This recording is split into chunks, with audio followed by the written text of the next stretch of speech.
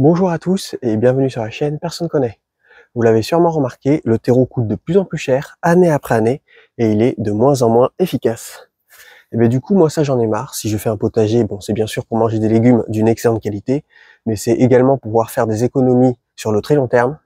Et du coup, dans cette vidéo, je vais vous expliquer la stratégie que je vais mettre en place pour cet hiver, pour pouvoir fabriquer du terreau en très grande quantité, et ça gratuitement.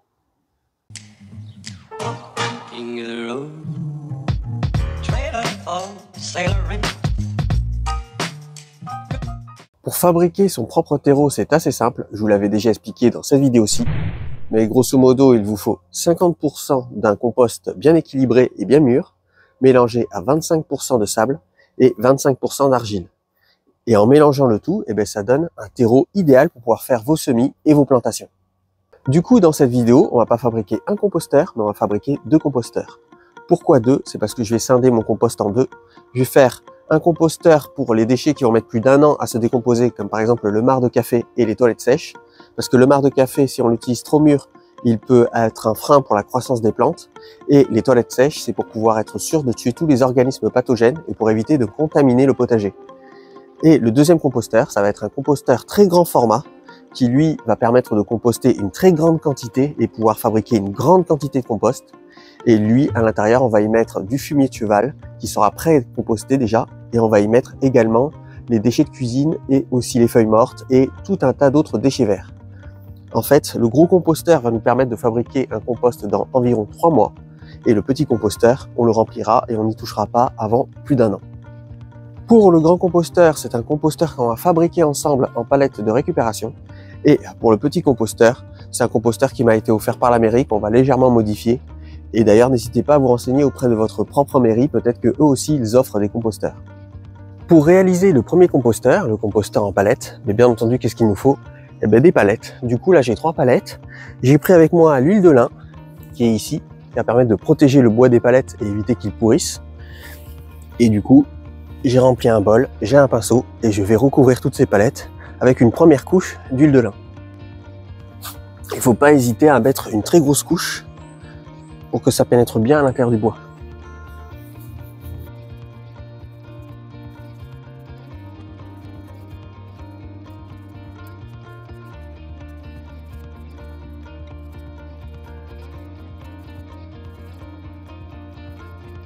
Une fois que la couche d'huile de lin a été appliquée sur l'entièreté des palettes, nous allons installer le grillage anti-rat. Alors le grillage anti-rat, ce que j'appelle moi le grillage anti-rat, c'est un grillage avec des petites mailles où les rats ne passent pas à travers. Le mieux c'est de prendre un grillage anti-rat qui a une couverture plastique plastifiée par-dessus, comme ça va éviter qu'il rouille. Pour fixer le grillage anti-rat, nous allons utiliser ceci, des clous cavaliers. Vous voyez, ça ressemble à ça. Je vous recommande de le bloquer ici dans une pince. Et comme ça, ce sera beaucoup plus simple pour pouvoir après les mettre.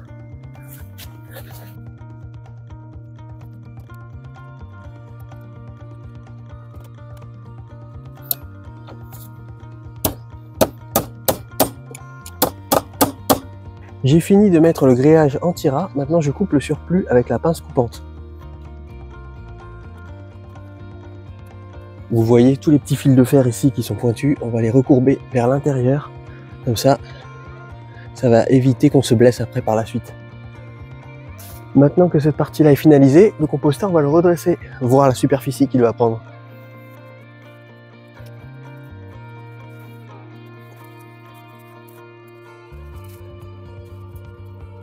Comme vous l'avez peut-être remarqué, ici il y a des branches qui sont insérées comme ça à l'intérieur de la palette.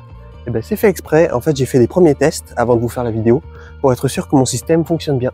Maintenant, j'ai vissé ces équerres pour pouvoir bien fixer les palettes pour être sûr qu'elles ne bougent pas. Donc, vous pouvez voir, ce sont des équerres qui sont assez renforcées.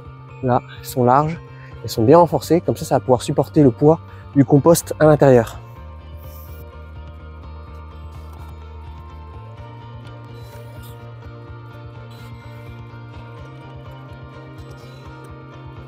Maintenant que cette étape est finalisée, je vais insérer le bois de mon ancienne structure au potager dans les interstices des palettes. Comme ça va permettre de faire un refuge pour les micro-organismes qui viendront décomposer le compost. En plus, ça sera un refuge également pour les champignons. Et le bois, en se décomposant, passera au travers du grillage et fabriquera de l'humus dans mon compost.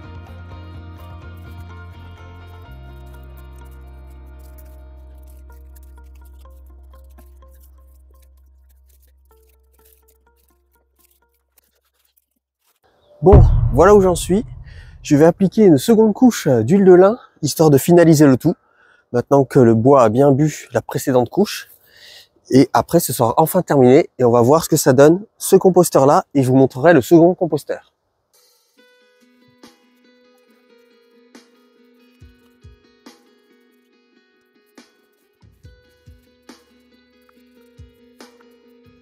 Et voilà le résultat.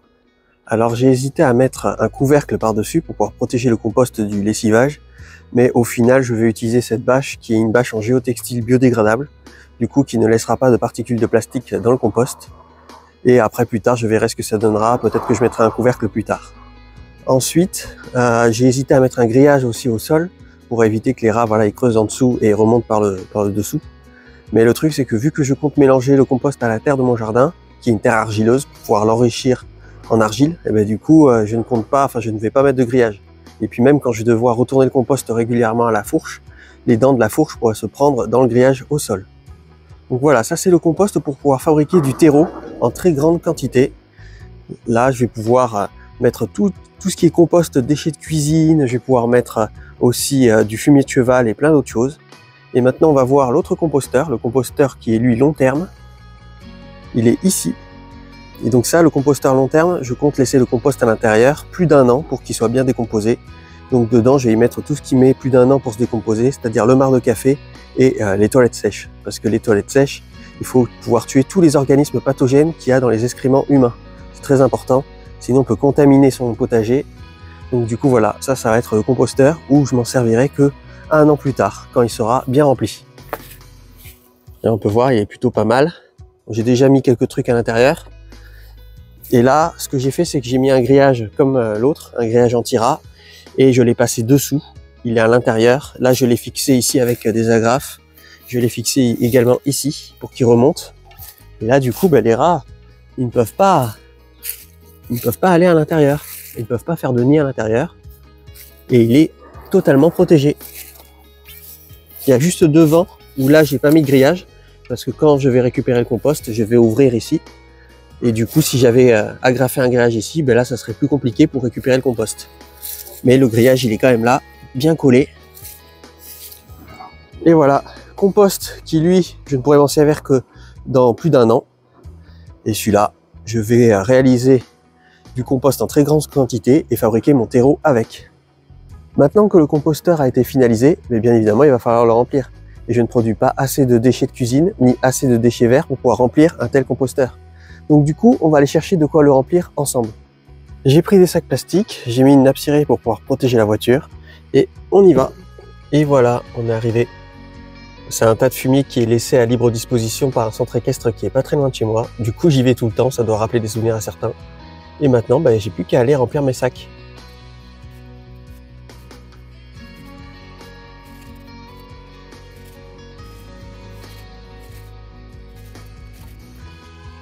Bon, j'ai fini sous la pluie. Et comme vous pouvez voir derrière moi, la voiture est bien chargée. J'ai privilégié le fumier avec un maximum de sable et qui était le plus lourd et le plus compact et le plus déjà prêt à décomposer. Comme ça va me permettre de gagner du temps. Et puis surtout, vu qu'il y a beaucoup de sable à l'intérieur, ça va m'éviter de rajouter du sable par la suite. Avec tout le fumier de cheval qu'il y a derrière, je peux vous dire qu'il fait bien chaud dans la voiture. En plus, il pleut dehors. J'ai un peu la flemme de sortir.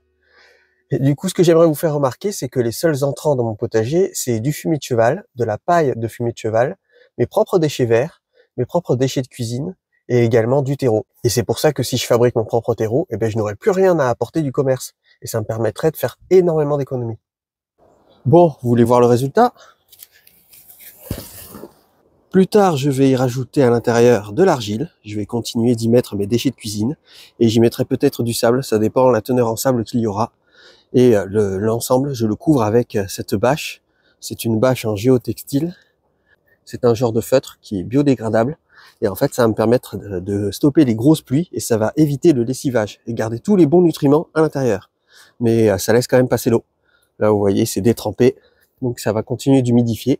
Surtout que là, je fabrique un espèce de trou pour concentrer l'eau du géotextile au milieu. Comme ça arrose bien en profondeur.